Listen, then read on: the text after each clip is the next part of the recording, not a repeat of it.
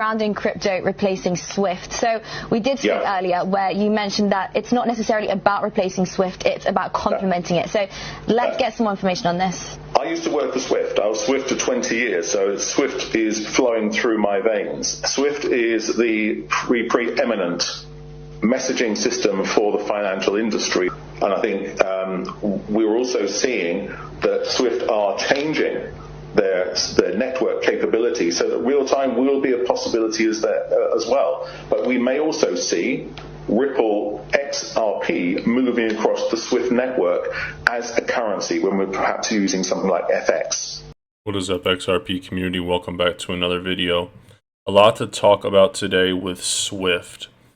So this just came out on Cointelegraph. Let me change my window.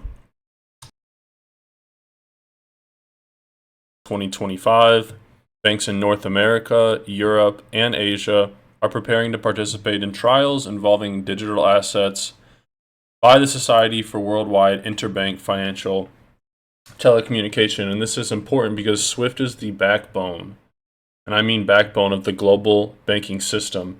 They facilitate trillions of dollars in cross-border transactions every single day. And so their involvement in digital asset trials signifies a major move towards this mainstream adoption of blockchain and distributed ledger technologies by these traditional financial institutions. Crypto is no longer a niche area, and one of the primary uses for blockchain technology and digital currencies is for what XRP is doing, enhancing the efficiency, the speed, and cost effectiveness of cross-border payments.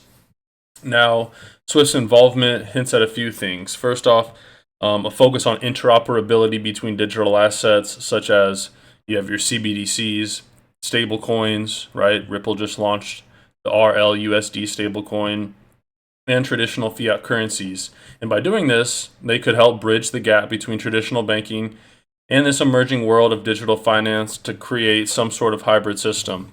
Like the guy initially said in this first video, it's not about replacing SWIFT. Ripple will work along with SWIFT. And you'll find this interesting. I actually plugged this into ChatGPT and asked them, hey, ChatGPT, if you don't know what that is, it's artificial intelligence. What is the significance of SWIFT running these digital trials? And look what they actually said right here. By embracing digital assets, SWIFT is positioning itself to remain competitive against newer blockchain-based alternatives like RippleNet, which already facilitates faster cross-border payments using blockchain technology.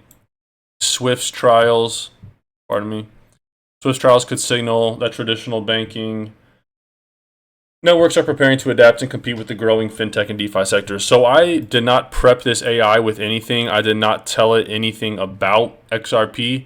And out of everything it could have mentioned, I thought it was really convenient. It's, ironic that I run an XRP channel. But out of all the cryptocurrencies, and maybe you guys don't believe me, maybe you think I said mention Ripple somehow.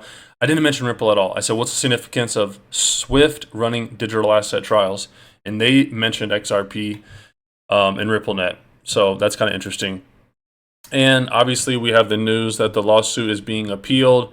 Ripple CEO Brad Garlinghouse is talking about this SEC appeal. He says, we'll fight in court for as long as we need. Quote, let's be clear, XRP's status as a non-security is the law of the land. Ripple's chief legal officer, Stuart Alderati, also wrote on X that the SEC's appeal was disappointing, but not surprising. It's like that girlfriend that lets you down continuously. You just can't be surprised. Adding, it was evaluating whether to file a cross appeal. But you can see right here, Vincent Van Code says, folks, settle down. SEC only appealing the August 24th ruling of the fine and the money, not the security status of XRP. This is super bullish. No wonder the Bitwise XRP ETF was filed. So a lot of people thought, oh, this appeal, are they questioning the status as XRP as security? No, it's not even about that. It's about the fine and the money, okay? It's about sand, not the big boulders of the case. And this was super fascinating to see. Cardano founder, if you don't know what Cardano is, ticker ADA, you probably do. Charles Hoskinson is the founder of this. He also was one of the core founders of Ethereum. And he's hinting at how the Howey test, which is the test, the legal precedent from the 1930s that determines what's a security, could be replaced by the Ripple case. What I've been saying for like 2 years now. I have the video history. Pull it up. Ripple's CLO, Stuart Alderati, expresses disappointment. He called the lawsuit irrational and misguided from the start. Charles Hoskinson, the founder of Cardano, in a reaction to Alderati's comments, ironically suggested that the ongoing Ripple case could potentially replace the Howey test, the legal test used to determine what is a security. And you can see right here on Twitter, this is Charles Hoskinson, the founder of Cardano, and he says, "Are you ready to replace Howey with the Ripple test?" You guys think about the law, the Howey test, that determines security status is based off an orange field and selling orange yield from orange trees. Now in a world of cryptocurrency, blockchain, all this digital asset innovation, you really need a new test, and Ripple's positioned perfectly to be that precedent. And a new legal precedent will provide more clear guidelines for clarifying digital assets, and it would potentially make it easier for companies like Ripple and other crypto startups to navigate the crazy US regulatory frameworks. Pardon me. Furthermore, it could attract more institutional money, right? More regulatory clarity equals more institutional money, and that leads to increased adoption and growth in this whole digital asset space. And if the precedent limits the SEC's power over cryptocurrencies, meaning they rule in favor of Ripple and they make this Ripple test, other regulatory bodies like the CFTC, the Commodity Futures Trading Commission, these other bodies could gain jurisdiction and potentially be able to make rulings on this space. And I think the most important thing is replacing the Howey test with the Ripple test would create a new precedent that's tailored specifically to digital assets. And that alone would spark innovation. That'd allow more type of financial products based specifically on blockchain tech. You can think DeFi, you can think exchanges, NFTs, stable coins like the one Ripple's launching, all would flourish without the fear of running afoul of securities laws like Ripple did. And for the US, I mean, it's clear. Trump wants to make the US the crypto capital of the world. And making the Ripple test the precedent would make the US more competitive. Let me tell you why. One, the US could just be negative crypto and make all these rulings against Ripple and innovative companies, or they could become a more attractive hub for blockchain startups. Think like Dubai. If the rules are innovation friendly, if not, they risk losing business to countries like China, countries in the Middle East, Japan, who are welcoming this innovation with more favorable rules. And Cointelegraph had an update on Ripple. Ripple and Mercado, Bitcoin partner to launch cross-border payments in Brazil. This is the largest crypto exchange.